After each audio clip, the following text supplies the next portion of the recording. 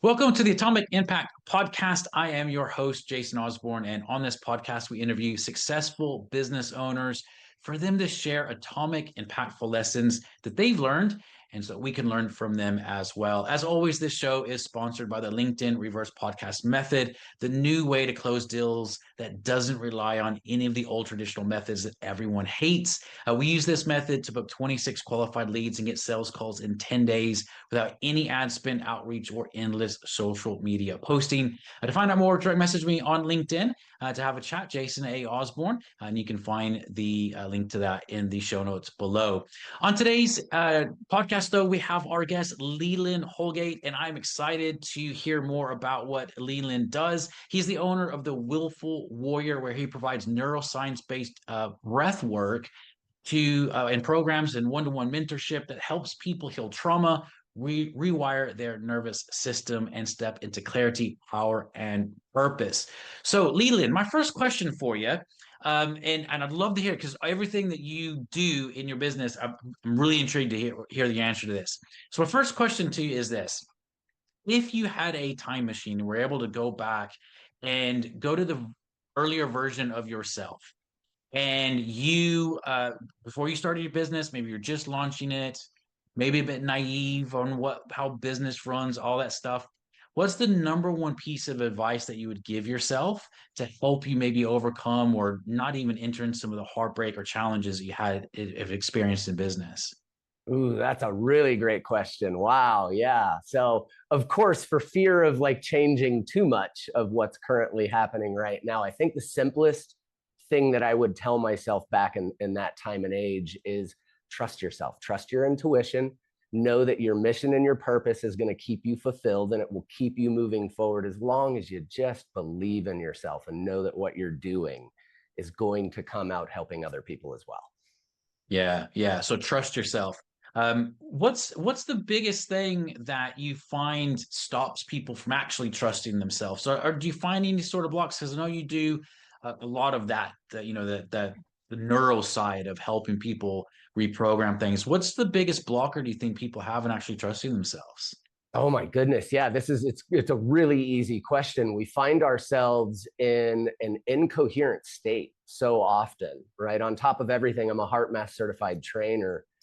And they've been doing research for 31 years. And think about it. We are all so much up here about planning, about what I need to do. And especially when things go wrong or if a little pivot is needed.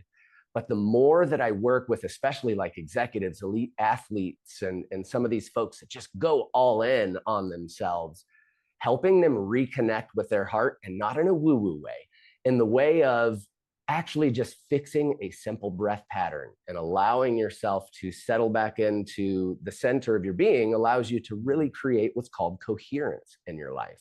And what we know now, based on neurocardiology, is this thing is the boss. This is brain number one. This is main brain, the boss of the whole show. Yes, this thing runs the body, but what we know now is 80 to 90% of the signals between the brain and the heart go up, not the other way around. So you got to get out of this, get more into this, trust your intuition more. Yeah. So trust more your heart than your brain. Yeah. And I mean, think about it, right? You've probably felt that everybody has. You had the answer right away, but then you chose to do something different. And what happened? Schism, something fell apart. There was stress or whatever else. So tuning into that inner voice is super important. Yeah. What do you think? Because you're right. I mean, that definitely is something we all deal with, where our heart, our gut, whatever people call it. I know you're pointing to your heart there, but we get that heart feeling, that gut feeling, and then the brain kicks in. I'll ask two questions here. What's the number one reason why you feel that happens? And then how can people at least start? What's the first step? Because I know you teach it a lot more in depth around this, but what's one step that people can just start with on how to overcoming that? Yeah, absolutely. This is another epic question, because one thing I try to help people recognize is you're not broken. You're not doing it wrong. What you're doing is you're allowing the subconscious program that literally now, based on neuroscience, we used to think the subconscious ran 95% of the show, right? Now we Mm. know it's actually 98, 99% of the show. The other 2 to 3% was just a trick of the Yeah. subconscious mind. And that's what we all find ourselves in. So basically what most of us operate out of, and I mean, I do too sometimes and have to remind myself to come back to center, but we Yeah. operate off of that automatic program, right? All of the past experiences and all these other things. This is a processing unit that allows you to possibly predict what's about to happen next. So sometimes we get stuck so deep and ingrained in that program that we literally let the program run us. So if you're not Mm. it's just like your computer, right? If you're not updating software, firmware, and all these other things, the program's just going to run itself. And then eventually you're going to have issues and errors and all these other things. So for us, the simplest adjustment that you can make is literally taking at least 3 to 4 times through the day and just give yourself 5 minutes of silence, stillness, and very slow and intentional, even breath work. Like it's that simple. It really is. And I know for a lot of Mm. people, it's so simplistic, it's hard to believe, but it's really that simple. Yeah, yeah. And you know what? I love the simple stuff. I was actually speaking with someone earlier today, and we were talking about this, how oftentimes the simplest um, answers are bring about the biggest results. And we tend to overlook it because we think there has to be something more challenging to the answer. You know, it Yeah. can't be this simple, because if it was that simple, everyone would be doing it. What was your journey around this? Like, what made you get into this? And like, was it? Yeah, just tell us what made you get into this. What was your journey around it?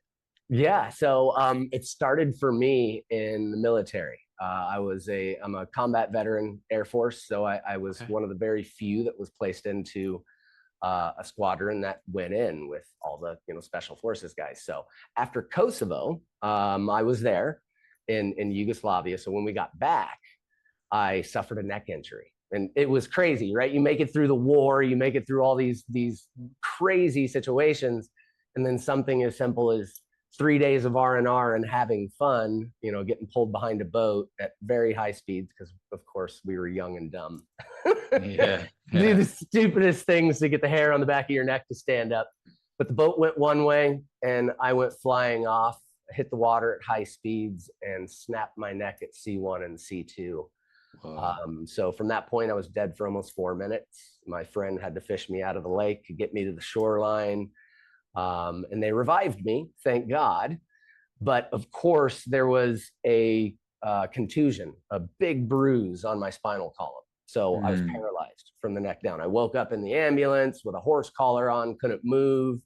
You can imagine, just shy of your 20th birthday, I'm freaking out. Like I go from jumping out of airplanes and doing the craziest stuff you could ever do in the world to I can't even lift my fingers. I can't feel my Yeah, legs. So you can imagine in 1999 the conversation that I yeah, was yeah, having with the neurologist and all yeah, these folks. Like you're stuck. Let's put wheelchair ramps in. yeah. Um, and a physical therapist just a couple days later like changed the whole story for me. So he was doing the typical protocols of physiotherapy, and then he was also a yogi. So he Okay. started teaching me yoga, breath work, and mindset, and that is what seriously woke things up. Within 2 years, Yeah. I basically walked away from what they told me was never going to be possible. Just get used to what you're dealing with. And now I have 100% function back because of that. So, Wow. like any other kid, I'm sure you were probably the same way. I'd take dad's drill apart to figure out how it worked. I knew why I did it. I knew that, it was based on my belief and the power to move forward and all these other things. I knew it was because the breath work helped me out, but I Mm. had to figure out how. So that's how I found Yeah, myself studying what I do and teaching people what I do is that's I finally amazing. figured out the mechanisms of how did that work? Let's take it from woo-woo stuff to how can I teach other people to do the same thing? Yeah, yeah, man, what an amazing story. That's absolutely amazing. It's so cool to just hear like the actual journey around that, and that it's something that you experienced and now are actually able to help other people. Because I know a lot of people, they may study something, but you actually had to live it out, and then you were like, well, how did exactly that work so I teach other people? That's amazing.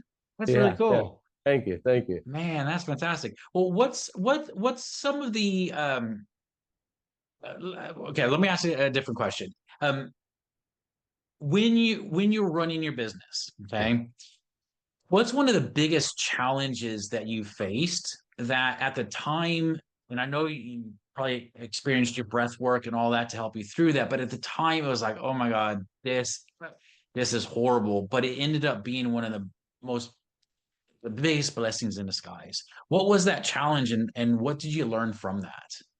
Yeah, this is another epic question, because what I found myself in is what many of us find ourselves in, especially when you're a budding entrepreneur or just starting your business. My Yeah. goodness, the conversations, the possible failures, the everything else that's happening. What I realized, and it took me a minute to figure it out, was I just needed to connect with people on my message. And I think that's where so many of us as entrepreneurs find an issue, and why so many businesses fail, right? Businesses don't Mm, fail because they don't have a great service or product.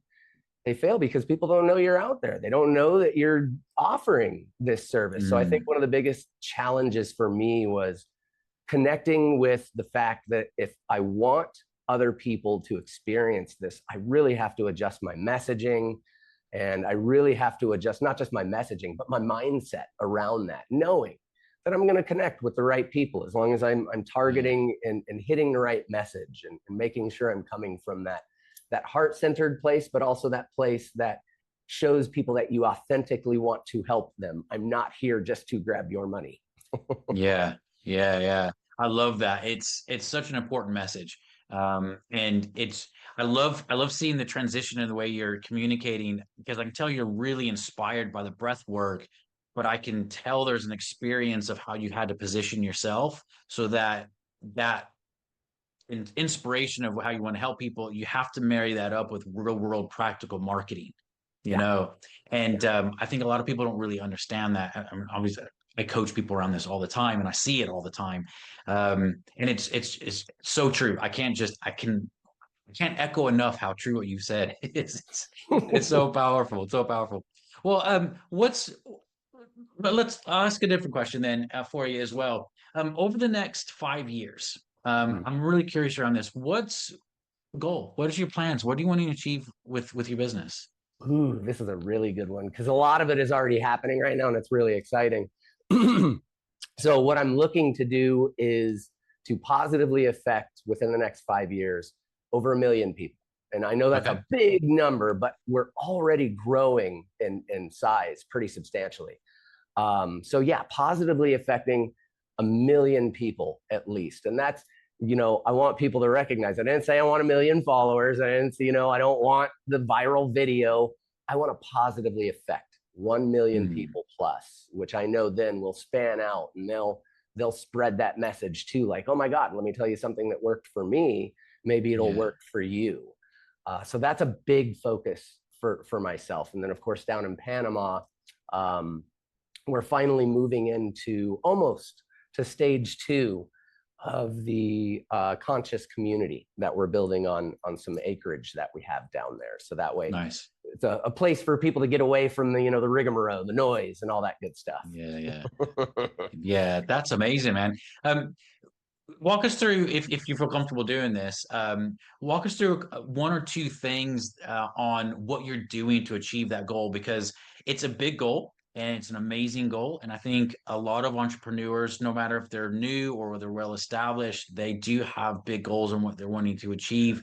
And sometimes it just starts with that one step. Right. So what are a couple things that you're doing to achieve that goal that you think might be able to help other people and what their dreams are? Awesome. Yeah. Yeah. I would, if I would give anybody one piece of advice, if I could only tell them one thing, I would say be cautious and wary of the lone wolf syndrome. We all do it in the beginning of our businesses. I'm going to be the marketing guy. I'm going to be the finance guy. I'm going to be the this and this and this. Let yourself focus on your specialty. Like I focus on the breath work and the education side of things. And then it took me a while to learn, but this is what I would tell Yeah. somebody just starting or somebody that's struggling right now who's been around for a while is connect with professionals like Jason here. I'm not a marketing guru.